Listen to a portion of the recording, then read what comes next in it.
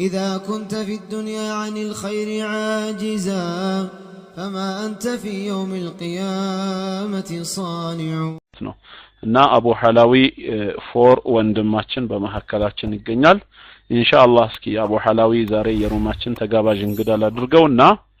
በዚህ በሱና ጉዳይ ላይ ጥያቄዎች አለኝ አንተን መጠየቅ የምፈልገው ኢንሻአላህ ወደ ማይክ መጥተህ ሰላምታ ከሰጠህን በኋላ እስቲ እግረ መንገድ ይሄ ሱና ማለት ራሱ እንደው ከትርጉሙ ብንነሳ ሱና ማለት ምን የሚለውን ቃል ይወክላል ትርጉሙ ምንድነው ና የሱናን ምንነት ኢንሻአላህ እስኪ በተረዳኸው መልኩ ብታስረዳን አቡ ሐላዊ ሩም ውስጥ አለ አቡ ሐላዊ ኦኬ ማይክ ፍሪ السلام عليكم ورحمة الله وبركاته بسم الله الرحمن الرحيم الحمد لله رب العالمين الصلاة والسلام على رسوله الأمين وعلى آله وصحبه ومن اهتدى بهدي إلى يوم الدين أوكي جمر الله يسمال أوكي جمر الله إن شاء الله أستاذ أبو حيدر جزاه الله خيرا عندنا سنان بتملكته አንዳንድ ነገሮችን አንስተን እንድንወያይ ጋብዞኛል ሱና ማለት ምን እንደሆነ አይሰማም እንዴ አንዳንዶቻችሁ ጋር ምልክት ስጡኝ እስቲ ማይሰማ ኦኬ ይሰማል አንዳንዶቻችሁ እንግዲህ ወይም ወጣችሁ ግቡ አስተካክሉት እናንተን እና ዛሬ ልናነሳው ያሰብነው ርዕስ ሱናን በተመለከተ ነው ሱና ማለት ምን ማለት ነው ሱና በቁርአን ተደንግጓል ወይ ሱና እንድንከተል ሱና ወይም ሐዲስ ራሱ ስለዚህ ስለ ሱና ምን ይላል እና በሱና በእስላም ያለው ቦታ ምንድነው የሚሉትን ነጥቦች እናነሳለን ለመነሻ ግን መጀመሪያ ሱና ማለት ምንድነው የሚለውን አጠር አድርገን እናያለን ኢንሻአላሁ ተዓላ ሱና የሚለውን የተወሰነውን ነጥብን ይጠቁምና ወንድሜ አቡ ሐይደር ደግሞ ሰፋ ባለ ሁኔታ ያስረዳናል ኢንሻአላህ السنة سنة የሚባለው በቋንቋ ወይም في اللغة በቋንቋ የሱና ማለት መንገድ ማለት ነው ይህ መንገድ ጥሩም ይሁን መጥፎ መንገድ ሱና ይባላል ለዚህም ነብያችን ሰለላሁ ዐለይሂ ወሰለም በሐዲስ ብለዋል من سن في الإسلام سنة حسنة فله أجرها وأجر من عمل بها بعده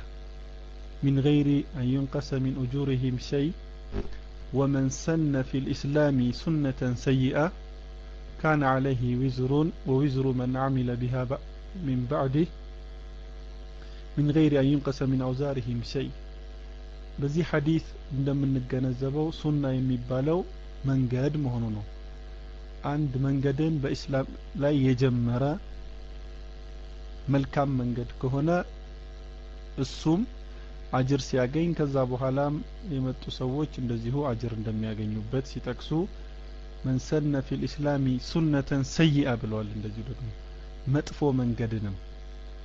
በዚህ ሐዲስ እንግዲህ የሚጠቁመን ምንድነው ሱና የሚለው ቃል በመጀመሪያ ደረጃ መንገድ ማለት ነው በሸሪዓ ግን ሸሪዓን አስመልክቶ ሱና የተለያየ ትርጓሜዎች አሉት በመጀመሪያ ደረጃ ሱና عند الفقهاء فقهاዎች ዘንድ በምንመጣበት ጊዜ ሱና የሚሉት ምንድነው ولم يكن فرض أو الواجب واجب ያልሆነ ወይም ደግሞ ግዴታ ያልሆነን ነገር ሱና ይሉታል ፉቃሆች ዘንድ ማለት ነው ዑለማኡል ኡሱል الفقه ሰዎች ደግሞ ዑለማዎች ደግሞ ሱና የሚለውን ምን ብለው ይተረጉሙታል كل ما صدر عن النبي صلى الله عليه وسلم غير القرآن الكريم كقرآن وج كنبياتنا صلى الله عليه وسلم نغغر ويم سرا يتገኘ ነገር ሱና ብለው ይጠሩታል عند المحدثين የሐዲስ ሰዎች ዘንድ ደግሞ የነቢያችን ሰለላሁ ዐለይሂ ወሰለም ንግግር ተግባር ሱሐቦች ሲሰሩ ታይተው ዝም ያሉት ባህሪያቸው ታሪካቸው በሙሉ በሱና ውስጥ ይጠቃለላል ይላሉ እንግዲህ ሱና የሚባለው ነገር ባጭሩ ይሄን ይመስላል አቡ ሐይደር ኢንሻአላህ በዚህ በሱናን በተመለከተ ወይም ዴፊኒሽኑ ላይ ኢንሻአላህ ተጨማሪ ማብራሪያ ይሰጥበታል አሁን እንደ መግቢያ ይሄንን የሱናን ካነሳን በኋላ በቁርአን እንዴት ነው ተሽሪዑ ምን ይመስላል በምን አይነት ተደነገገ የሚለውን ኢንሻአላህ ስለምንቀጥል አሁን ማዕናው ላይ አቡ ሐይደር ይቀጥላል አቡ ሐይደር ማይክ ፍሪ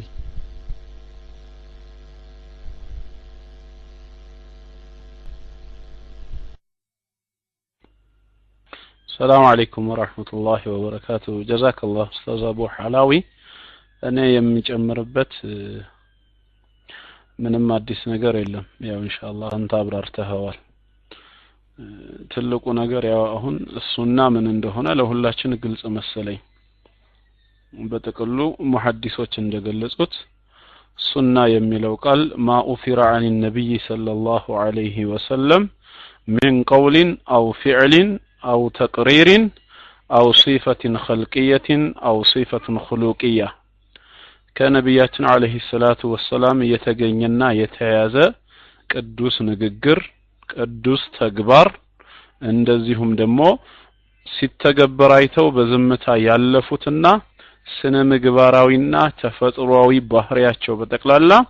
የሳቸው ሱና የህይወታቸው ፈለግ ተብሎ ይጠራል ማለት ነው ለምሳሌ ከነብዩ የተገኘ ቃል ሲባል ምን ይባላል ቃለ ረሱላህ ሰለላሁ ዐለይሂ ወሰለም إنما الأعمال بالنية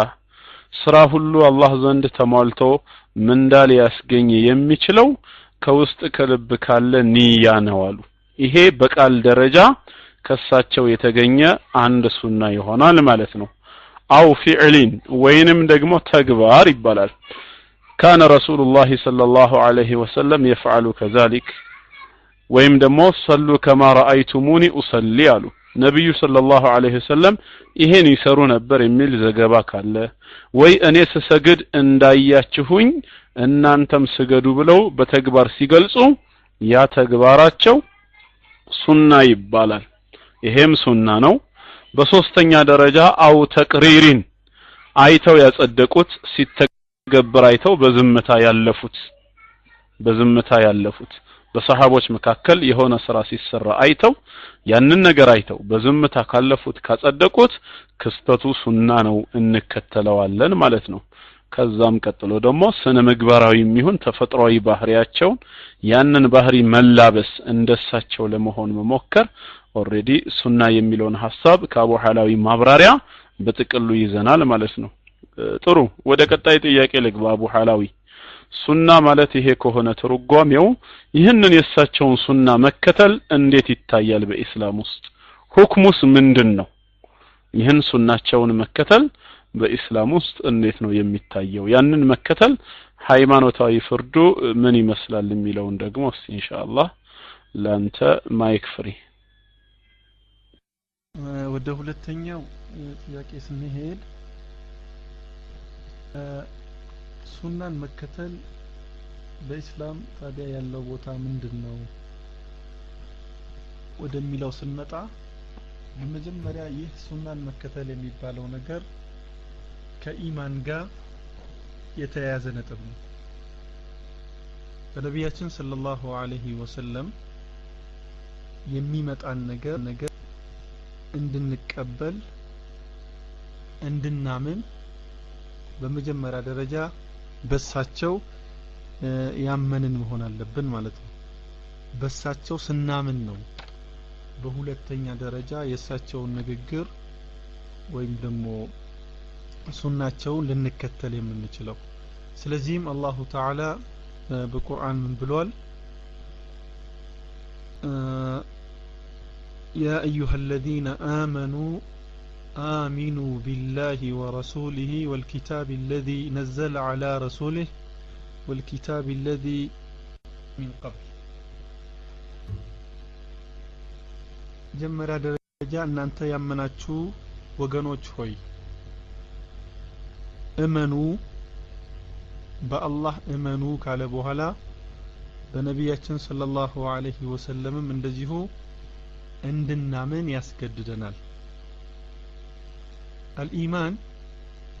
من اللوازم الإيمان بالرسالة وجوب قديتانو بنبياتنا صلى الله عليه وسلم مامن كنبياتنا صلى الله عليه وسلم يميمتان ነገር በሙሉ መቀበል በአንድ ሙስሊም ላይ ግዴታ አለበት። አላሁ ተዓላ ለሪሳላው ወይም ለመልእክቱ የመረጠው እሳቸውን ነውና ምን ሲል አላሁ አዕለሙ ሐይቱ የጅዐሉ ሪሳለተህ አላሁ ተዓላ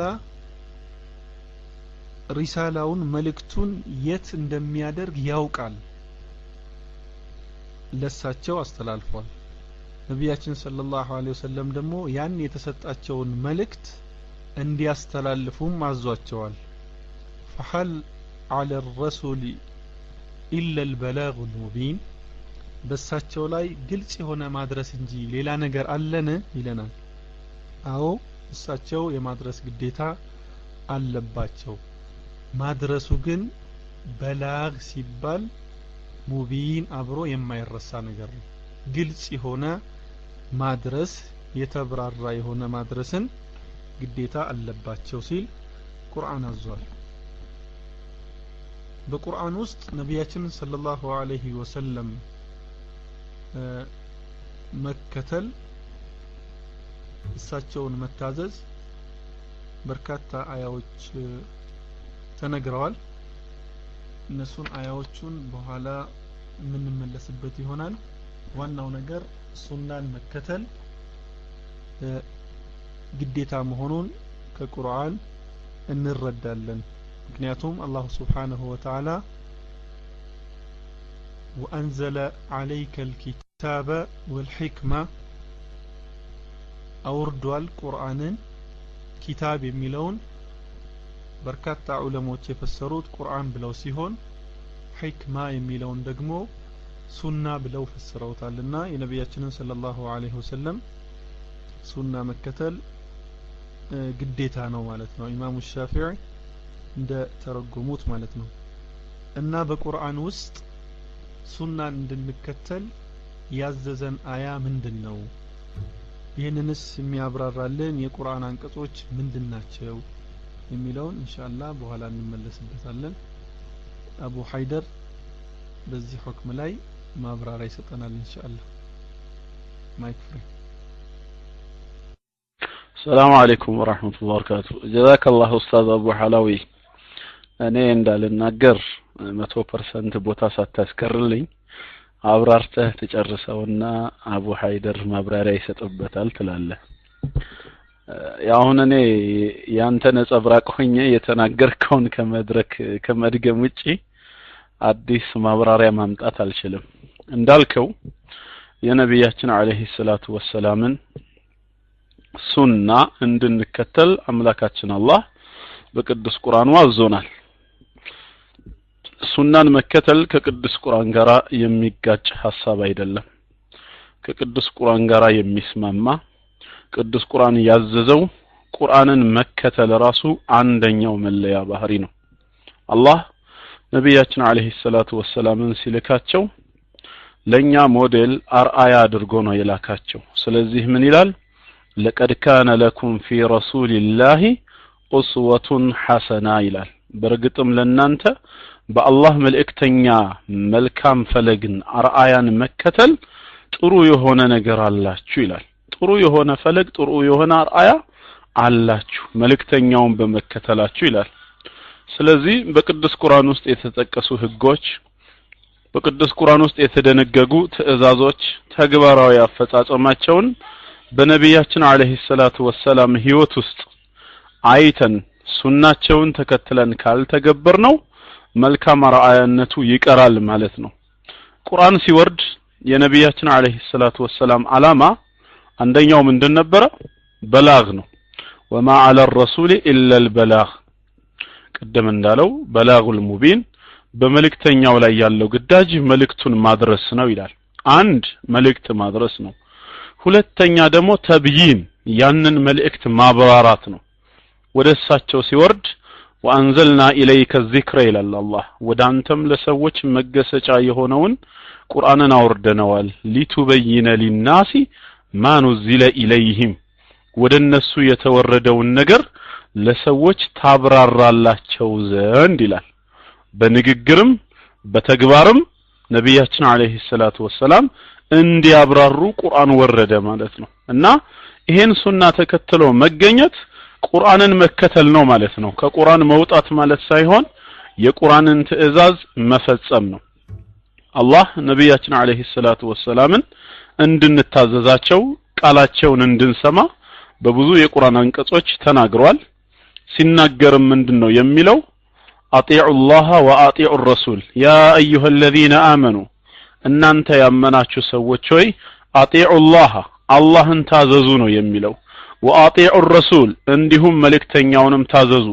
واولي الامر منكم ከናንተ ውስጥ የስልጣን የትእዛዝ ባልተቤቶችንም ታዘዟቸው ይላል መታዘዝ ግድ ነው ማለት ነው መልእክተኛውን መታዘዝ ግድ ነው فإن تنازعتم في شيء على ከዛ ቀጠለና ባንዳች ነገር እንኳን ብትከራከሩ ብትጨቃጨቁ ያ የተጨቃጨቃችሁበትን የተከራከራችሁበትን ነጥብ ፈሩዱሁ ኢላ الله والرسول ወደ አላህና ወደ መልእክተኛው መልሱት ይላል ይሄ ማለት እንግዲህ ትርጉሙ ወደ አላህ ሲባል ወደ ቅዱስ ቃሉ ነው ወደ መልእክተኛው ሲባል ደግሞ ወደ ሐዲሳቸው ነው ማለት ነው ከዚህ አንፃር ሱናን ተከትሎ መገኘት አላህን መታዘዝ ነው በሌላ አንቀጽ ላይ ለዚህ ነው ጌታችን አላህ من يطيع الرسول فقد اطاع الله ይላል መልእክተኛውን የሚታዘዝ ሰው በርግጥም አላህን ታዘዘ ነው አላህን ታዘዘ በሌላም ቦታ ላይ وما كان لرسول ان يطاع الا باذن الله ማንኛውንም መልእክተኛ በአላህ ፍቃድ ካልሆነ በስተቀር ሊታዘዙት አይገባም በማለት ነብዩን አለይሂ ሰላቱ ወሰላም ሱናቸውን መከተል እንዳለብን ይገልጻል ማለት ነው የቅዱስ ቁርአን አብራሪ ሆነው ተልከዋል ምናልባት አስፈላጊ ከሆነ ወደ በኋላ ላይ እንዴት ነው ነብዩ ቁርአንን ያብራሩት በምን መልኩ ነው የተወሰኑ ናሙናዎች የሚለውን ልናየው እንችላለን ጀዛከላህ አቡ ሐላዊ ጥሩ ቀጣይ ጥያቄ አለኝ የሳቸውን ሱና እንግዲህ መከተልን በተመለከተ በቅዱስ ቁርአን እንዲህ ካብራራህልን እሳቸውስ ምን ብለዋል በሐዲሳቸው ነብያችን ሰለላሁ ዐለይሂ ወሰለም ሱናቸውን በመከተል ረገድ ለኡማው ያስተላለፉት መልእክት አለ ወይ ካለ የተወሰነ እስቲ በዚህ ጉዳይ አንተ የምትለውን ኢንሻአላህ ማይክ ፍሪ ሰላም አለይኩም ይሰማን አቡ ሐላዊ አልደረሰው መሰለኝ ያው ከኢትዮጵያ ነው የሚገባው እንግዲህ صبر አድርጉ ያ ጀማዓ መልእክት ያልደረሰውም ወይስ ኮኔክት ማይክ ፍሪ ኦኬ ቢስሚላህ እንግዲህ ቁርአን ነብያችን ሰለላሁ ዐለይሂ ወሰለም መታዘዝን አስመልክቶ የተናገራቸውን አያዎች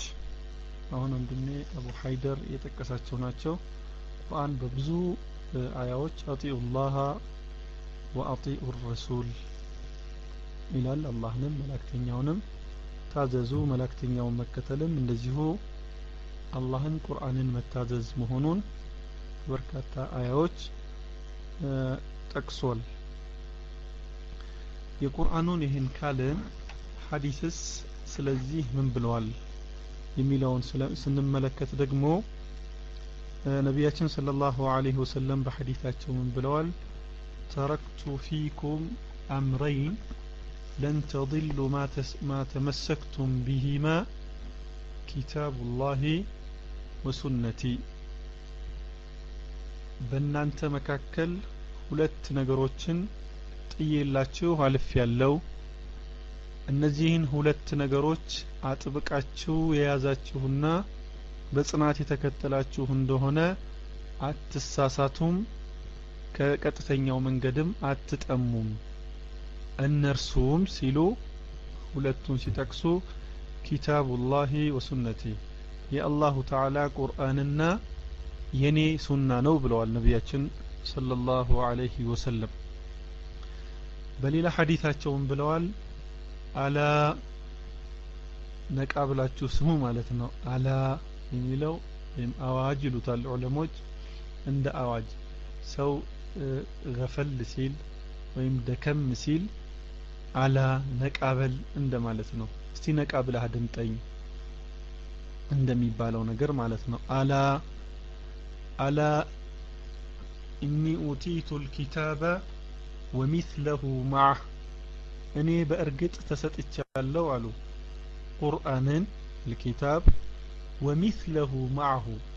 የርሱም አምሳያ የሆነን ሱናን ማለታቸው ነው ተሰጥቻለሁ አሉ የነቢያችን ሰለላሁ ዐለይሂ ወሰለም ቁርአንን እንደዚሁም ደግሞ ሐዲስንም መሰጠታቸውንም እንደዚሁ በዚህ ሐዲስ እንገነዘባለን በሌላ ሐዲሳቸው ምን ብለዋል ነቢያችን ሰለላሁ ዐለይሂ ወሰለም አለይኩም ቢሱነቲ በኔ ሱና አደራችሁ የኔን ሱና እንዳትለቁ ወሱነተ ኸለፋኢ الراشدين እንደዚሁም የኔን ሱናን ግልጽና የበላይ የሚያደርጉትንም የኔ ምርጥ ተከታይ የሆኑትም ምትኮቼንም መንገድ እንደዚሁ ያዙ ተመሰኩ ቢሃ ያዟት ጽኑባት አብዱ አለይሃ ቢነዋጂዝ እንግዲህ ሱናን እንድንከተል በጣም በጥብቅ ከሚጠቁሙን ሐዲሶች አንዱ ይሄ ነው አብዱ አለይሃ ቢነዋጂዝ በዚህ በቀንጣጤ ይሎታል ሸፎቻችን ወይም ምንድነው የሚባለው ይሄ ጥንካራ አድርጎ የሚይዝ የውሻ ክራንቻ ሸክራንጃም ይሆናል እንግዲህ አቡ ሀይደር ያብራራዋል በሱ ጥብቅ አድርጋችሁ በጥርሳችሁ በመንጋጋ ጥርሳችሁ ያዙ ብለዋል ነቢያችን ሰለላሁ ዐለይሂ ወሰለም ስለዚህ የሳቸውን ሱና የግድ መያዝ ያስፈልጋል ከዚህ በተለየ ሁኔታ ደግሞ በኋላ ላይ ኢንሻአላህ የምንመጣበት ነው ቁርአንን እንዴት አብራሩት ሱናቸው ምን ይመስላል በሱና እንዴት ተገልጿል የሚለው ላይ በኋላ እንመጣበታለን ከሐዲስ ይሄን ይመስላል የነቢያችን ሰለላሁ ዐለይሂ ወሰለም ሱናን መከተል የጠቆሙን አቡ ሀይደር ያው ሰፋ አድርጎ በጥሩ ሁኔታ በማብራሪያ በቆንጆ ቋንቋ ይገልጸዋል ኢንሻአላህ ተዓላ ማይክ ፍሪ ሰላም አለይኩም ጀዛከላሁ ኡስታዝ አቡ ሐላዊ ያው ሌላው የተዳሰሰው ሶስተኛው ነጥብ እንግዲህ የነብያችን አለይሂ ሰላቱ ወሰለም ሱናን መከተል በተመለከተ ነብዩ አለይሂ ሰላቱ ወሰለም ምን እንዳስተማሩን ሶስት ሐዲሶችን ለናሙና ነግረህናል አንደኛ ቁርአንና ሱናን ተተውለን እንዳለፉ እነዚህን ነገሮች አጥብቀን እስከያዝንና እስከተከተልን ድረስ ልንጠም እንደማንችል ግን ሁለቱን መጣል ወይ ከሁለት አንዱን ተቶ መሄድ ራስን ለጥመት የሚዳርግ ነገር መሆኑን ራሳቸው በቅዱስ ንግግራቸው አስተምረውናል ሌላው ሁለተኛው ደግሞ እንደ ናሙና ሆኖ የቀረበው ሐዲስ ምንድነው አደራችሁን የኔን ሱና የሚለው ነው ሱናዬን አደራችሁን በማለት ራሳቸው ነብያችን ሰለላሁ ዐለይሂ ወሰለም አስተውሎት አድርገውበታል ይሄን ሱና በመከተል ረገድ እንትን እንድንል እና ቁም ነገሩ ከሐዲስ አለ ማለት ነው ለዚህ ነው ነብያችን ሰለላሁ ዐለይሂ ወሰለም ኩሉ ኡመቲ يدخلون الجنة إلا من أبى ኡመቶቼ በጠቅላላ ጀነት ይገባሉ እንቢ ያለ ሰው ብቻ ሲቀር ቂለ ወመን ያአባ ያ ረሱላህ አለይሂ ሰላቱ ወሰላም አንቱ የአላህ መልእክተኛ ሆይ ጀነት ገባ ሲባል እንቢ የሚል ሰው ማን ነው ከርሶ ኡመት ሲባሉ የሰጡት ምላሽ በቂ ማረጋገጫ ሊሆን ይችላል ምን አሉ قال من اطاعني دخل الجنه አሉ የታዘዘኝ የምለውን ነገር እሺ ያለ ሰው ጀነት ገባ አሉ ጀነት ለመግባት ግዴታ ምን ያስፈልጋል ማለት ነው ነብዩን አለይሂ ሰላቱ ወሰለም መታዘዝ ያስፈልጋል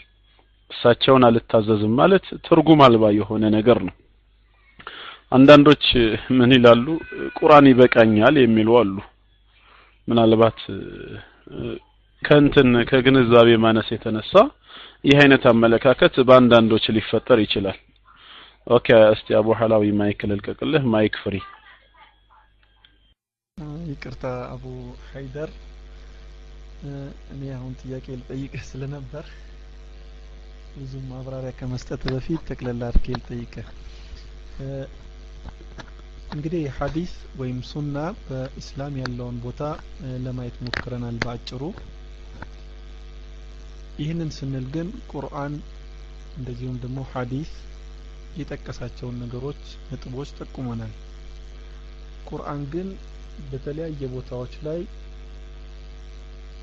ለነብያችን ሰለላሁ ዐለይሂ ወሰለም የጠቀሰው እያለ ቁርአን ሙሉ ነው ስለዚህ ስለ ነብያችን ሰለላሁ ዐለይሂ ወሰለም ታዘዙ ብሎ ቢነግረንም ያንኑ ቁርአን እንዲገልጹልንና እንዲያብራሩልን እንጂ ከቁርአን ውጭ ያመጡትን ነገር እንድንቀበል አይደለም ቁርአን ብቻውን በራሱ በቂ ነው የሚል ሐሳብ ያላቸው ወንድሞች አሉ ወይም ደግሞ ቁርአን ሙሉ ነው ሲባል ራሱ ምን ማለት ነው የቁርአን ሙሉነት ሐዲስን ላለመቀበል ያደርገናል ይሄንን አንድ ላይ አያይዘ እንድትመልስና እንድታብራራልን ፈልጌ ነው ማይክ ፍሪ ሰላም አለይኩም ኦኬ ጀዛከላህ አቡ ሐላዊ በርግጥ ቁርአን ሙሉ ነው ጎዶሎ መጽሐፍ አይደለም የአላህ ቃል ነው ለሙሉእነቱ ማረጋገጫው ራሱ ሱረቱ ነህል ቁጥር 89 ላይ የተጠቀሰው ነው ጌታችን በሱረቱ ነህል ምዕራፍ 16 ቁጥር 89 ላይ ويوم نبعث في كل أمة شهيدا عليهم من أنفسهم ይላል በዛ ቀን ከየህዝቡ ሁላ ከነፍሶቻቸው ከራሳቸው የሆኑ ምስክር ነቢያቶቻቸውን በመንቀሰቀስበት በመናስነሳበት ጊዜ አስታውስ ይላል وجئنا بك شهيدا على هؤلاء አንተን ደግሞ ይላል ማን ቅዱስ ነብያችን አለይሂ ሰላቱ ወሰለም በእነዚህ በሁሉም ላይ በተለይ በኡመቶች መስካሪ አድርገን እናመጣሃለን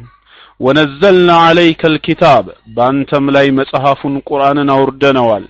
تبيانا لكل شيء ለየነገራቶች ሁሉ ማብራሪያ ሆኖ ይላል እዚህ ጋር ነው እንግዲህ explaining all things ለሁሉም ነገር ማብራሪያ ሆኖ አወረድነው وهدى ورحمة وبشرى للمسلمين ለሙስሊሞች መመሪያ እዝነትና ብስራትም ጭምር ሲሆን ይላል እንዳልከው ምናልባት በጣት የሚቆጠሩ አንዳንድ ወንድሞች አንቀጹን ሚስ አንደርስቱድ በማድረግ ለሁሉም ነገር ማብራሪያ ካለ በቃ ሌላ አያስፈልግም ማለት ነው የሚሉ አሉ ትርጓሜው ግን ያ አይደለም በመጀመሪያ ከአንቀጹ የተፈለገው መሰረታዊ መልእክቱ ኡሱሉ ዲን ነው መሰረታዊ የእምነት አካሎች ህግጋቶች አቂዳን እምነትን በተመለከተ ተጻራሪ አስተሳሰቦች ጣዖት አምልኮን ሶላት ዘካን ጾምን ሐጅን የመሳሰሉ ከዕለታዊ ህይወታችን ጋር ተዛማጅነት ያላቸው ነጥብ በማብራራት ረገድ ቁርአን ፍጹም ምሉእ ነው ምንም የጎደለው ነገር የለም ለዚህ ነው በሌላ ቦታ ላይ ምንድነው የሚለው በሱረቱል ፉርቃን ምዕራፍ 25 ቁጥር 33 ولا يأتونك بمثل ምንም ነገር ሹብሃት የሆነለበትን ነገር ይዘው አይመጡም إلا جئناك بالحق وأحسن تفسيرا በእውነቱና የተሻለ የሆነ ማብራሪያ ያለውን ነገር ይዘን ብንመጣልህ እንጂ ይላል ከዚህ አንፃር ቁርአን ምሉእነቱን ይገልጻል ሌላው ሹብሃት ሲባል እንትን ይሄ ማመሳሰያ ጥርጣሬ ውስጥ የሚከት በጥያቄ እንደማደናገሪያ ማለት ነው። ከላይ አስቀድሞ 32ኛው አንቀጽ ላይ ምንድን ነበር ያለው? ለምን ይሄ ቁርአን በጠቅላላ አንድ ጊዜ አልተወረደም የሚል ጥያቄ ሲጠይቁ አላህ ምን ላይ ሰጣቸው? በጠቅላላ አንድ ጊዜ አለመወረዱ የሰዎችን ልብ ለማረጋጋት እንደሆነ በቁርአን ውስጥ ከመቶዎች በላይ የሆኑ ህግጋቶች አሉ። በአንዴ መጽሐፍ ወርዶ ሁሉንም ህግ ተግብሩ ማለት አይቻልም። ሰው ነው፣ ተደሩጅ ያስፈልገዋል፣ ልምምድ የልብ ማረጋጋት እንደሆነ ቀስ በቀስ ወደ ተሻለ ያምልኮ ዘርፍ ሰው እንዲያድግ ከትልቁ ተውሂድ አንስቶ እስከ ተጠቃቀን ህግጋቶች ድረስ በተደሩጅ ሊያስተምራቸው እንደመጣ ገለጸላቸውና እግረ መንገድ እንዲህ አይነት ነገሮችን ይዘው አይመጡም የተሻለ ማብራሪያን ብናመጣልህ እንጂ ብሎ ጌታችን ምላሽ ሰጠ ማለት ነው። ስለዚህ ቁርአን ምሉእነቱን በዚህ መልክ አስመስክሯል። ይሄ አንደኛው ጎን ነው። ሌላኛው ደግሞ ምንድነው? የቅዱስ ቁርአኑ ማብራሪያ የሆነውን ሐዲስ በመጠቆም ምሉእነቱን ገልጿል። ወማ አታኩም الرسول فخذوه እኮ እያለ ነው። መልእክተኛው የሰጣችሁን ነገር ተቀበሉ ያዙ። ወማ ነሃኩም عنه فانتهوا እሱ የከለከላችሁን ነገር ደግሞ ተከልከሉ ራቁ ብሏል። በቅዱስ ቁርአን ውስጥ ያሉ መሰረታዊ ህጎች ዝርዝር አፈጻጸማቸው በነብዩ አለይሂ ሰላቱ ወሰለም በኩል ገልጬዋለሁ እያለ ነው አላህ። በሳቸው አንደበት ላይ ስላደረኩት የዛን ዝርዝር አፈጻጸም ከዛ እየዋለ። ስለዚህ ቁርአን ምንድነው ማለት ነው? አሁንም ምሉእነቱን በዚህ መልክ ገልጿል እንጂ ሐዲስን እኛ የምንቀበለው ቁርአን ላይ ማብራሪያ ሆኖ ሲመጣ ብቻ ነው። ያለ ማብራሪያ አስሉ ቁርአን ላይ የሌለ ነገር ሐዲስ ላይ ካለ አንቀበልም ካሉ ቁርአንን አልተቀበሉም እኮ ማለት ነው እነዚህ ሰዎች። ለምን? ቁርአን ይደግፋላ ይሄንን አስተሳሰብ። ምንም አስሉ በቁርአን ውስጥ የሌለ በነብያችን አለይሂ ሰላቱ ወሰለም አንደበት የተነገረን ነገር ቁርአን ደግፎ ሲመጣ እንመለከታለን። እንደው ለናሙና እንመልከት እንኳን ከተባለ እስቲ ወደ ሱረቱል በቀራ እንሂድ። ምዕራፍ 2 ቁጥር 143 እስከ 144 አንድ ሐሳብ አለ። ከላይ 142ኛው ላይ ምን ይላል? ሰየቁሉ السفهاء من الناس ይላል። ከሰዎችም ቂሎቹ ይላሉ አለ ما والله عن قبلتهم التي كانوا عليها መጀመሪያ ከነበሩባት ቂብላ ምንድነው ፊታቸውን ወደ ካዕባ ያዞራቸው? ከቤተ መቅደስ ወደ ካዕባ ያዞራቸው ምክንያቱ ምንድነው ይላሉ። ቁል ሊላሂ المشرق والمغرب ምስራቁም ምዕራቡም የአላህ ነው በላቸው። يهدي من يشاء الى صراط مستقيم አላህ የሚሻውን ሰው ወደ ቅን ጎዳና ይመራል። وكذلك جعلناكم أمة وسطا ልክ እንደዚሁ መሐከለኛ ሚዛናዊ ህዝቦች ያደረግናችሁ لتكونوا شهداء على الناس በሰዎች ላይ ምስክሮች ተሆኑ ዘንዳ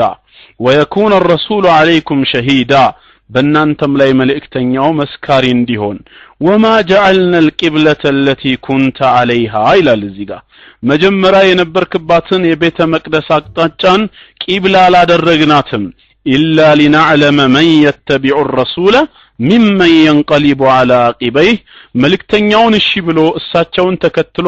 ወደ ዞሩበት ቦታ ዙሮ የሚሰግደውን ሰው እምቢ ብሎ በጀርባው ከሚመለሰው ሰው ለይተን ልናሳውቃችሁ እንጂ ቂብላ አላደረግነውም። ይሄ ፊትና ነበር ነው። وإن كانت لكبيرة إلا على الذين هدى الله አላህ በመራቸው ላይ ካልሆነ በስተቀር ጉዳዩ የከበደ ቢሆን እንኳን አለ።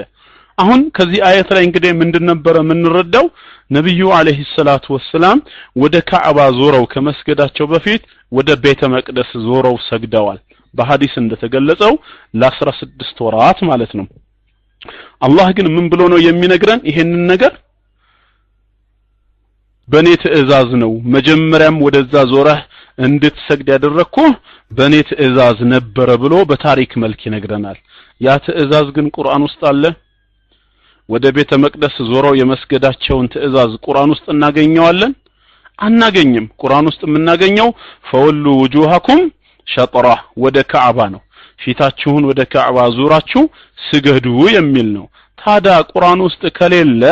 ለምን አላህ የራሱ ትእዛዝ አድርጎ በዚህ ላይ ገለጸልን ሲባል በነቢያችን አለይሂ ሰላቱ ወሰላም አንደበት የደነገገው ህግ ነው። ግልጽ ነው አይደል? አሁን ቁርአን ውስጥ አስል የሌለውን እንድንቀበል አላህ ራሱ ይሄው በቅዱስ ቃሉ ላይ አርአያ አድርጎልናል ማለት ነው። ሁለተኛ ምሳሌ ልስጥ። ሱረቱ ተሕሪም ቁጥር 3 ላይ ምንድነው የሚለው? በሱረቱ ተሕሪም ቁጥር 3 وإذا أصر النبي إلى بعض أزواجه حديثا ነብዩም ይላል አለይሂ ሰላቱ ወሰላም ከሚስቶቹ ወደ አንዷ ወሬን በመሰጠረ ጊዜ አስታውስ። ከዛስ فلما نبأت به እሷም በተናገረች ጊዜና وأظهره الله عليه اللهم ለዚህ ነብይ ባሳወቀው ጊዜ عرف بعضه ከፊሉን ተናገረ አስታወቀ وأعرض عن بعض ከከፊሉ ደግሞ ቸላለ ዝም አለ فلما نبأها به እዚች ጋር አስተውሉ ያ ጀማዓ ለሷም በነገራት ጊዜ قالت من أنبأك هذا ይሄን ሚስጥር ማን ነገረ ስትለው قال እሳቸውም ምን አሉ نبأني العليم الخبير አዋቂው ሚስጥርን ገላጭ የሆነው አላህ እሱ ነገረኝ አሉ አይደለም። ግን የቱ ጋር ነው የምናገኘው? እስቲ የቱ ጋር ነገራቸው? አላህ ነገረኝ ካሉ አላህ የነገራቸው ለሳቸው በቁርአን ብቻ ከሆነ የቱ ጋር በቁርአን ውስጥ ነግሯቸዋል? የነገራቸውን ቦታ የሚያሳይ አንቀጽ አለ? የለም። አላህ ለሳቸው ነገረ ሲባል ቁርአን ብቻ ለመሆኑን ይሄስ ጥቆማ መሆን አይችልም ወይ? እየተግባባን ነው ግን ያ ጀማዓ? ጥሩ ሶስተኛ ላይ እንሂድ። ሶስተኛ ምሳሌ ልስጣችሁ። ይሄም ደግሞ ሶስተኛ የሱረቱል አህዛብ የ37ኛው አንቀጽ ሱረቱል አህዛብ ቁጥር 37 ላይ እንሂድ። ያው ታሪኩ ምንድነው? ዘይድ ኢብኑ ሐሪሳ ባለቤቱ የነበረችውን ዘይነብን ፈቷት ነበር። እሱ ከፈታት በኋላ ነቢያችን አለይሂ ሰላቱ ወሰላም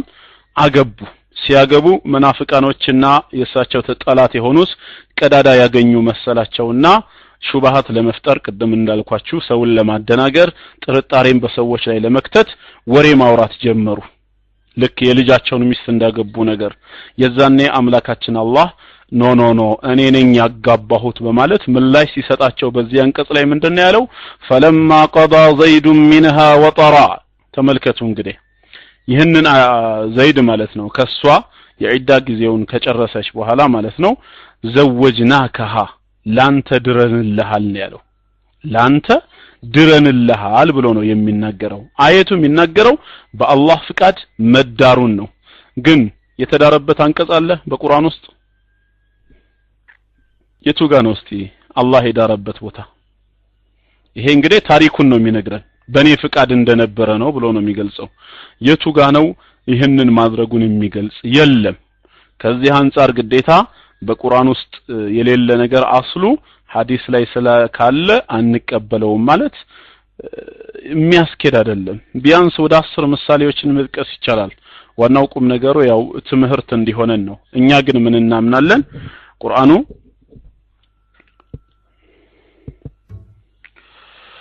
በሱረቱ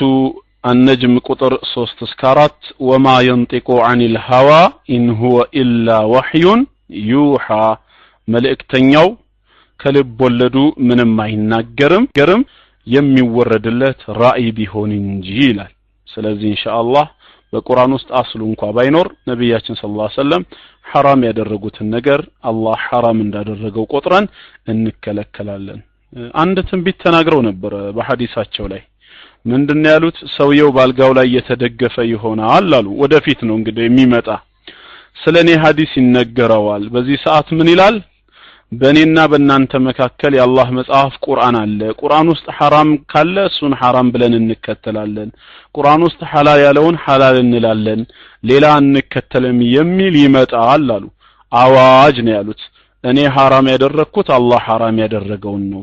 መልእክተኛው ሐላል ያደረጉት አላህ ሐላል ያደረገውን ነው ብለው ስለ እንደዚህ አይነት አስከፊ ክስተትም ነብያችን ሰለላሁ ዐለይሂ ወሰለም ተናግረዋል። አላህ ይጠብቀን። እና አቡ ሐላዊ እንግዲህ ያው አቅም በፈቀደ መጠን ለዛሬው ዝግጅት ከቁርአን ውስጥ አስል የሌላቸው ነገሮች በሐዲስ ውስጥ ቢኖሩም ቁርአን እውቅና መስጠቱን ለናሙና ያክል የተመለከትናቸው ናቸው። እስቲ ቅድም አንድ ያነሳው ነጥብ አሁን እንትን ካልክ እንድታብራራው ነው ምንድነው እሱም በሐዲስ ውስጥ እስቲ ደግሞ የተብራሩ የቁርአን ህግጋቶችና አንቀጾችን በምን መልኩ ነው እስኪ ምናያቸው የሚለውን የተወሰኑ ናሙና መታነሳልን ካለ ኢንሻአላህ ማይኩን ላንተ ለቅልሃለሁ ማይክ ፍሪ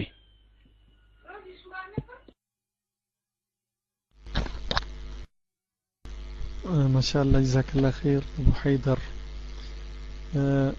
እንግዲህ በቁርአን ውስጥ ሙሉ ነው ሲባል አዎ ሙሉ ነው ነገር ግን ከቁርአን ውስጥ የቁርአንን ሐሳብ በመንተራስ ነብያችን ሰለላሁ ዐለይሂ ወሰለም በተግባርም ሆነ በቃል የሚያስተላልፉት ነገር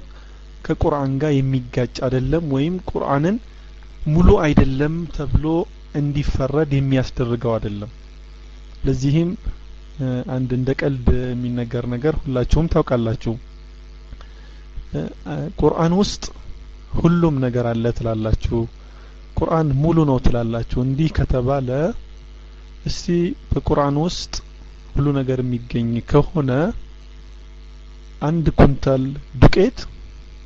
ስንት ዳቦ ይወጣዋል ብሎ አንድ ሙሽሪክ አንድ ሙስሊምን ጠየቀ ይባላል አንድ ኩንታል ዱቄት ስንት ዳቦ ይወጣዋል ከቁርአን ውስጥ ንገረኝ ብሎ አለው በዚህ ጊዜ ሙስሊሙ ይህን ሙሽሪኩን ይዞት ሄደና ወደ ዳቦ ቤት አንድ ኩንታል ዱቄት ስንት ዳቦ ይወጣዋል ብሎ ዳቦ ጋጋሪውን ጠየቀው ዳቦ ጋጋሪውም አንድ ኩንታል ዱቄት ይሄን ያክል ዳቦ ይወጣዋል ብሎ መለሰለት በዚህ ጊዜ ሙሽሪኩ እንዴት ቁርአን ውስጥ አለ ሁሉ ነገር ስትላል ነበር እንዴት አሁን ጠይቀህ ትነግረኛለህ ብሎ ሲለው ቁርአን ፈስአሉ አህለ الذክር ኢን ኩንቱም ላ ተዕለሙን የማታውቁ እንደሆነ የእውቀት ባለቤቶችን ጠይቁ ብሏልና ይሄው ይሄን መልስ የተሰጠህ ከቁርአን ነው ብሎ አለው ይባላል ስለዚህ ከቁርአን መልስ ተሰጠ ሲባል ልክ እንደዚሁ ሐዲስም ያለው መንፈስ ይሄን ነው ከቁርአን ጋር ያለውን ነገር ያብራራል ቁርአንን ይገልጻል እንጂ ከቁርአን ውጭ ሆነ ማለት አይደለም ለምሳሌ ቁርአን ስለ ሰላት ይናገራል ስለ ዘካ ይናገራል በጥቅሉ ነው ግን የሚያስቀምጠው አቂሙስ ሰላ ወአቱ ዘካ ሰላትን ስገዱ ዘካንም ስጡ ይላል ግን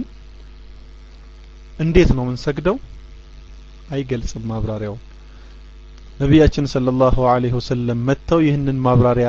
መስጠታቸው ከቁርአን ጋር የተጋጨ አይሆንም ከቁርአን ጋር የተጣጣመ ቢሆን እንጂ ለምሳሌ ከውዱ ብንነሳ ቁርአን ስለ ውዱ يا أيها الذين آمنوا إذا قمتم إلى الصلاة فاغسلوا وجوهكم وأيديكم إلى المرافق وامسحوا برؤوسكم وأرجلكم إلى الكعبين وإن كنتم جنوبا فطهروا ብሎ እስከ መጨረሻ አያ ድረስ ይህንን ስንመለከት እናንተ አማኞች ሆይ ለሰላት ባሰባችሁ ጊዜ ለሰላት ለመቆም ባሰባችሁ ጊዜ ፊታችሁን ታጠቡ እጃችሁንም እስከ ከርን ድረስ ራሳችሁንም አብሱ እግራችሁንም ታጠቡ ጀናባ እንደሆናችሁ ገላችሁን ታጠቡ በሚለው አያ ይህንን ስንመለከት በቁርአን ውስጥ ይህንን ሙሉን ስንመለከት የማይገቡንና ያልተብራሩ ነገሮች ሊኖሩ ይችላሉ ለምሳሌ እስከ ከርናችሁ ወይም ቁርጭምጭሚታችሁን እጠቡ በሚል ጊዜ ገለጻው ማለት ነው ክርን ወይም ቁርጭምጭሚት በጥጥበት ውስጥ ይካተታል አይካተትም ኦኬ ቢስሚላህ እና ውዱን አስመልክቶ አላሁ ተዓላ በዚህ አያ ላይ ሲናገር እጃችሁን ታጠቡ የሚለው አያ فاغسلوا وجوهكم وأيديكم إلى المرافق ይላል إلى المرافق የሚለው ምንድነው ክርናችሁን እጠቡ ይላል እንደዚሁም እስከ ቁርጭምጭሚት ይላል ያ ይገባል አይገባም ራስን ማበስ የሚባለው ምንድነው አንድ ጸጉር ነው ወይስ ጠቅላላ እንደዚሁም ደግሞ ሴት የነካችሁ እንደሆነ ይላል እነዚህን የመሳሰሉ ነገሮች ሊያብራራልን የሚችለው ማን ነው ነብያችን ሰለላሁ ዐለይሂ ወሰለም ናቸው አቂሙስ ሰላ ይላል ሰላትን ስገዱ ይላል በሌላ ቦታ ሰላት የምንሰግደው እንዴት ነው የምንሰግደው በስንት ሰዓት ነው በቀን የምንሰግደውስ ምን ያክል ነው እነዚህ ሁላ በቁርአን አልተጠቀሱም ነብያችን ሰለላሁ ዐለይሂ ወሰለም አብራርተውልናል ለዚሁም ምን ይላሉ ሰሉ ከማ ረአይቱሙኒ ኡሰሊ ልክ እኔ ስሰግድ እንዳያችሁት ስገዱ ይላሉ እሳቸው ሲሰግዱ የምናይበት የተቀረጸ ቪዲዮ ወይም ደግሞ ዲቪዲ የለም ያን የምናገኘው ምንድነው በሱናቸው ወይም በሐዲሳቸው ውስጥ ነውና በሱናቸው መሰረት እንሰግዳለን ማለት ነው ስንት እንስገድ ይህም ራሱ ነብያችን ሰለላሁ ዐለይሂ ወሰለም ባስተማሩን አይነት ነው አንዳንድ ወንድሞች እንዴት እንስገድ ወይም ስንት እንስገድ የሚለውን የፈለኩትን ያህል እሰግዳለሁ ከፈለኩ 10 ከፈለኩ 2 ከፈለኩ 1 እሰግዳለሁ ብቻ ቁርአን ስገዱ ብሏል የሚል ሐሳብ ቢኖራቸው ይህ በቀጥታ ከቁርአን ጋር የሚላተም ሐሳብ ነው ለዚህም ምሳሌ ብንወስድ አላህ ተዓላ በቁርአን ምን ይላል وإذا ضربتم في الأرض فليس عليكم جناح أن تقصروا من الصلاة إن خفتم أن يفتنكم الذين كفروا من ይላል ስለ ሰላት ማሳጠርን ወይም ቀስርን አስመልክቶ ሲናገር فليس عليكم جناح أن تقصروا من الصلاة ሰፈር የወጣችሁ እንደሆነ ሰላትን ብታሳጥሩ ችግር የለም ይላል አሁን أن تقصروا من الصلاة ሲል عددን ነው የሚያመለክተው ቁጥርን አንድ ሰው አቂሙ الصلاة ተብሏልና እንደፈለኩ ልስገድ የሚል ከሆነ ብታሳጥሩ ችግር የለም ሰፈር ጋር የሚለው አያ ምንም ትርጉም አይኖርም ማለት ነው አንድ ሰው ከፈለገ የሚያሳጥር ከፈለገ የሚያስረዝም ከሆነ የዚህን አያ ትርጉም ያሳጣልና ከዚህ ከቁርአን አያ ጋር ቀጥታ የሚጋጭና የሚላተም ይሆናል ስለዚህ ቁጥሩም ወይም አደዱንም ነብያችን ሰለላሁ ዐለይሂ ወሰለም እንደዚሁ ያስተማሩንና ከሳቸው ብቻ መውሰድ እንዳለብንም ይጠቁመናል ሌሎችንም ዘካንም ሙዓመላንም ወይም ደግሞ አንዳንድ ሰዎች ምን የሚል ሐሳብ አላቸው ቁርአን ራሱ በራሱ የሚብራራ ነው እንጂ ሌላ አብራሪ ሐዲስ ወይም ደግሞ ረሱል ሰለላሁ ዐለይሂ ወሰለም አያስፈልገውም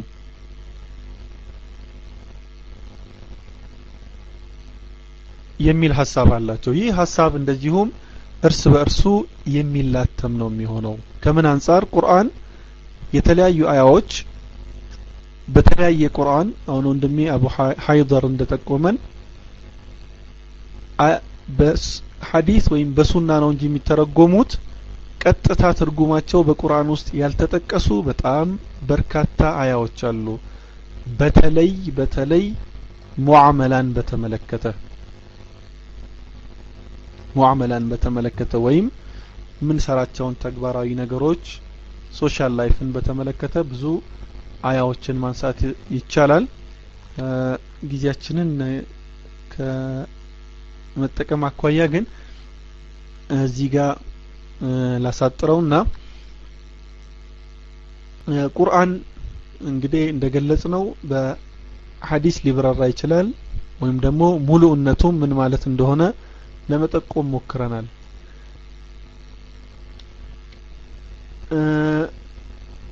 በዚህ ላይ ታዲያ ቁርአንን በሐዲስ እንተረጉም ከቁርአን ጋር አይጋጭብንም ቁርአንን በሐዲስን ስንተረጉምና በሐዲስ ማብራራት ስንይዝ አላህ ለነብያችን ሰለላሁ ዐለይሂ ወሰለም ያላቸው ማዓለይከ ኢላ البلاغ ማድረስ እንጂ ሌላ ስልጣን አልተሰጠህም የሚል የቁርአን አንቀጽ አለና ከዚህ ጋር እንዴት ይጣጣማል የሚለውን አቡ ሃይደር ቀደም በተወሰነ ደረጃ ጠቁሞልናል አሁን ስፔሲፊክ አድርጎ ያብራራልናል ማዓለይከ ኢላ البلاغ ማድረስ እንጂ ሌላ የለብህም ብሏቸዋልና ከዚህ ጋር እንዴት ይታያል ማይክ ፍሪ አቡ ሃይደር አልደረሰም እንደኔ ወይስ አንድ ኩል ለመሆን ነው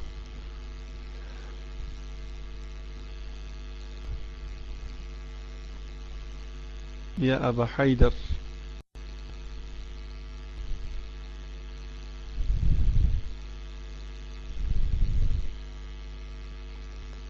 اوكي እና እዚህ ላይ ይሄንን አስመልክቶ አቡ ሀይደር እስኪመጣ ድረስ እስኪመለስ ድረስ ድንገት ፕራይቬት ላይ ሊሆን ይችላልና ቁርአን አንድ ወንድሜ ጋር ያደረኩትን ውይይት ልንገራችሁ። ምን ይላል? ማንኛውም በቁርአን ውስጥ ያለ ነገር በሙሉ በቁርአን እንጂ በሌላ እንተረጉመውም አለኝ። ሰላት እንዴት እንሰግዳለን? ፈርከው ማራኪዒን ብሎ ነግሮናል። ወስጁድ ወቅተሪብ ብሎ ስለ ሱጁድ ነግሮናል። አቂሚ ሰላተ ጠረፈይ ናር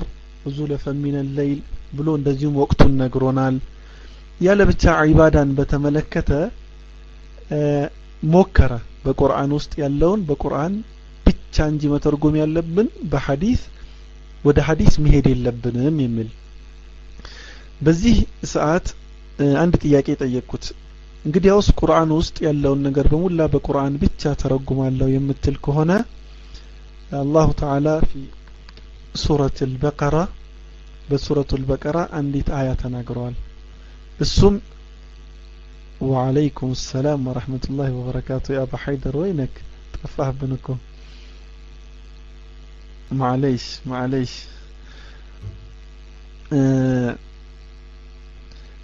ቁርአን ውስጥ ስለ ጠላቅ ሲናገር فليمكثن ثلاثة قروء ይላል። ቁርአን የሚለውን በቁርአን ምን ተብሎ ነው የሚተረጎመው አልኩት። فليمكثن ثلاثة قروء وإذا طلقتم النساء فليمكثن ثلاثة قروء ይላልና ቁርእ ምንድነው የሚል ጥያቄ በሚቀርብለት ጊዜ ምን አለ? እኔ የኢባዳውን ነው እንጂ ይቀመጡ ወይም 3 ቁርእ ይቀመጡ ይላል። የተፋቱ ሴቶች 3 ቁርእ ይቀመጡ ማለት ቁርእ የሚለውን የተፈሰረው ወይ ሀይድ ነው የወር አበባ ጊዜ ወይም 3 የወር አበባ ወይም 3 ንጽህና ይመልከቱ በሚል ነው በኢብኑ አባስ የፈሰሩት ማለት ነው። ይሄንንስ ምን ትላለህ በሚለው ጊዜ የለም እኔ ኢባዳን በተመለከተ ነው እንጂ ሙዓመላን በተመለከተ አላጠናሁም አለኝ። እንግዲያውስ በቁርአንን እቀበላለሁ ምትል ከሆነ ቁርአን የምትቀበለው በአንድ ወኑ መንፈሳዊን ነገር ብቻ ነው እንጂ ሙዓመላ የሆነውን ነገር አትቀበልም። ስለዚህ አንተም ራስህ ቁርአንን አልተቀበልከውም የሚል ደመደም ነው ይባላል። አሁን አቡ ሀይደር መጥቷልና አቡ ሀይደር ላንተ ጥያቄን ማስጠፋኝ ያቀረብኩልህ ነበርና ጥያቄ ቁርአን ነብያችንን ሰለላሁ ዐለይሂ ወሰለም አንተን ማድረስ እንጂ ማድረስ ብቻ እንጂ ለሌላ አልተላክም ብሏቸዋል። በላግ ብቻ ነው እና ይሄንን ቁርአን በሐዲስ ይብራራል በምንልበት ጊዜ ከቁርአኑ ጋር አይጋጭም ወይ? ይሄንን እንዴት ታየዋለህ የሚል ጥያቄ ነበር። አቡ ሀይደር ከሰማኸኝ ማይክ ፍሪ። السلام عليكم ورحمة الله وبركاته. اوكي يسمعن. اوكي وما على الرسول الا البلاغ ይላል። በመልእክተኛው ላይ መልእክቱን ማድረስ እንጂ ሌላ የለበትም ይላል። እኛ ደግሞ ቁርአን በነብያችን አለይሂ ሰላቱ ወሰለም ንግግር በሐዲስ ይብራራል ብለን ስናምን የሳቸው ሙሂማ ከበላግ ውጪ ሌላ አይደለም ከሚለው የቁርአን ሐሳብ ጋራ አይጋጭም ወይ የሚል ጥያቄ ነው አሁን የተሰጠው። እንደው ይሄንን ሐሳብ ለመፍታት በላግ ማለት ራሱ የቃሉ ትርጓሜ ምንድነው? እዚህ አንድ ኪታብ አለ ሙፍረዳት አልፋዙል ቁርአን አላመቱ الراغب الأصفهاني በላግ የሚለውን ቃል ሲፈስሩት ለምሳሌ በለገ ደረሰ ሲባል البلوغ والبلاغ الانتهاء إلى أقصى المقصد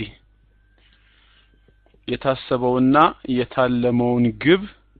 ጫፍ ላይ መድረስ በለገ የሚለውን ቃል የሚተካ ነው ብለው አብራርተውታል።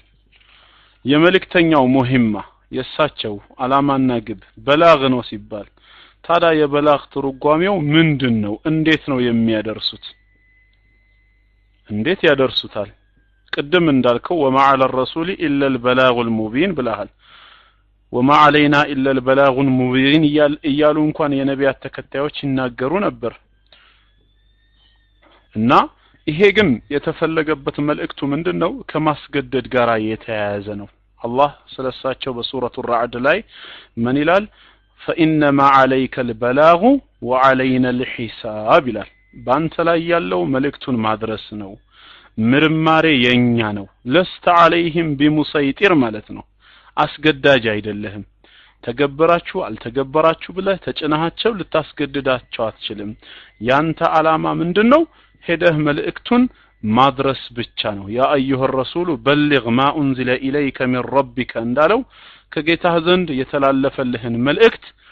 አድርስ ብሏል ቅድም በተግባርም በንግግርም ቀጥታ እንደወረደም በታማኝነት አድርሰውታል ይሄ የተሟላ በላግ ነው ከዚህ ውጪ ሌላ ሚና የለህም ማለት አታስገድዳቸውም ማለት ነው ቀደምት ነቢያቶች ወገኖቻቸውን ህዝቦቻቸውን ከመከሩ በኋላ ምን ይለው ነበር ኡበሊኡኩም ሪሳላቲ ረቢ ይላሉ የጌታዬን መልእክት አደርስላችኋለሁ ይላሉ ይሄ ምንን ያሳያል ታዲያ የሚያሳየው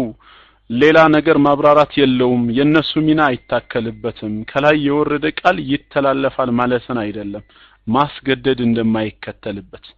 ከህዝቦቻቸው የተቃውሞ ቃል በሚሰሙ ሰዓት ከዛ በኋላ ያንን ነገር ያብራራሉ ለህዝቦቻቸው ያደርሳሉ እኔ መልእክቱን አድርሼላችኋለሁ ውሳኔ ግን የአላህ ነው በማለት እንደሚናገሩ ያሳያል ማለት ነው እና በዚህ መልኩ ነው በላግ የሚለውን ቃል አቡ ሐላዊ የተረዳሁት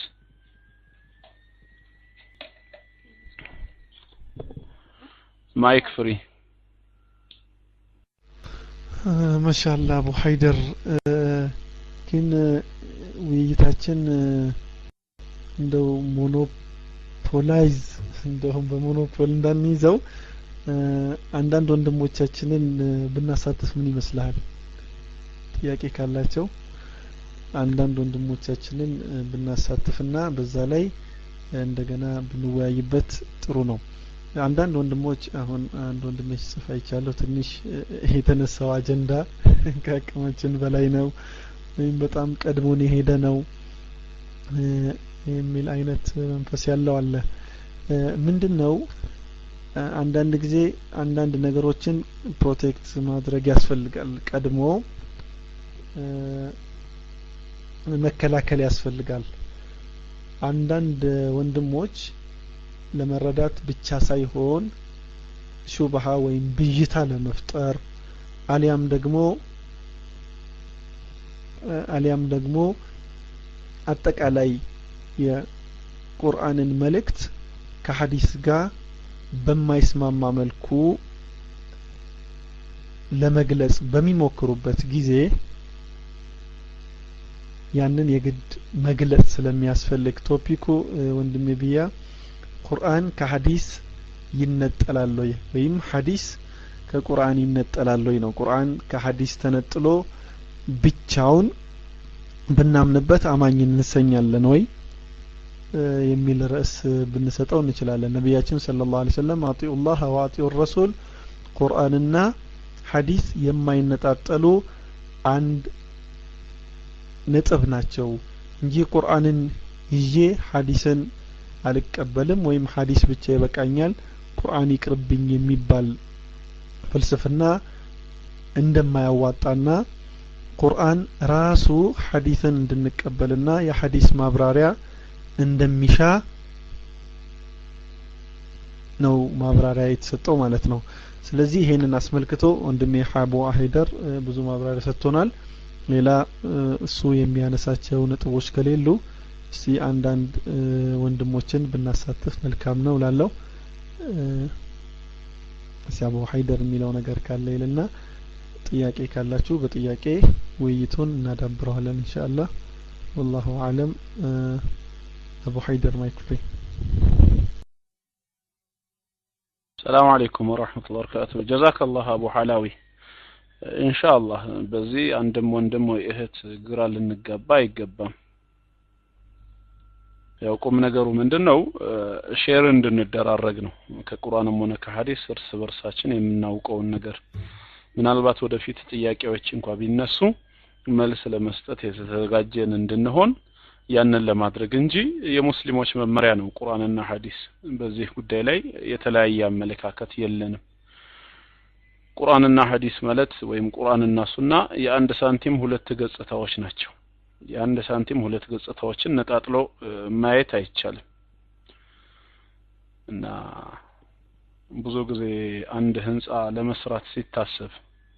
ህንጻ በሚታነጽበት ጊዜ ንጣይ ወረቀት ላይ የሚጻፈው ማስተር ፕላኑ ነው ከዛ በኋላ ደግሞ ዝርዝር ሂደቱን ዝርዝር አፈጻጸሙን ደግሞ የሚከታተል መሐንዲስ ያስፈልጋል መሐንዲሱ ከሌለ የመሐንዲሱን ቦታ ተክቶ እያንዳንዲቷን ሰነድ ዝርዝር አፈጻጸሙን የሚገልጽ ነገር በሰነድ መልክ ማዘጋጀት ነው የሚሆነው ይሄ ደግሞ ያደክማል በጣም አይሆንም